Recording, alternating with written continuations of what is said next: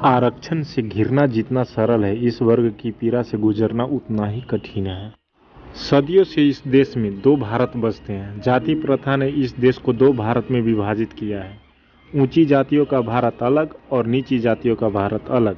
दोनों के बीच की खाई को भरने की जगह और गहरी होती जा रही है। फेसबुक पर हो, व्हाट्सएप पर हो, मेट्रो में हो या किसी सहकर्मी से बहस, नीची जाति से घृणा का कारण आरक्षण को ही ठहराया जाता है। एक ही दलील दी जाती है कि आरक्षण का आधार जाति क्यों होनी चाहिए, आर्थिक क्यों नहीं। जब सदियों से शोषण का आधार जाति रहा है तो उसके उद्धार का उपाय आर्थिक कैसे हो सकता है? यह उपाय भी जाति के आधार पर ही होगा। एक भिक्षा मांगने वाला ब्राह्मण भी एक पढ़े लिखे और समृद्ध व्यक्ति का सिर्फ एक शब्द चम्मार बोलकर अपमान करने को अपना अधिकार मानता है, क्योंकि वह भीख मांगने वाला व्यक्ति ब्राह्मण है और पढ़ा लिखा व्यक्ति दलित। फिर इनके बीच की असमानता का आधार आर्थिक कैसे हुआ?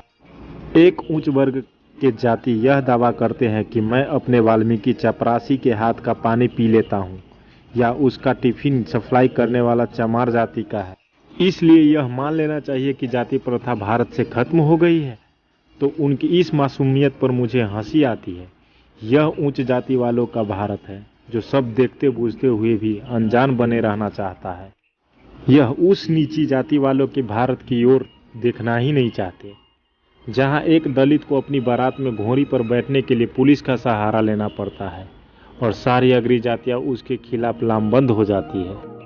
अब ये लोग हमारी बराबरी करेंगे। ठाकुर तो ठाकुर ही रहेगा, ब्राह्मण ब्राह्मण रहेगा और चमार चमार ही रहेगा।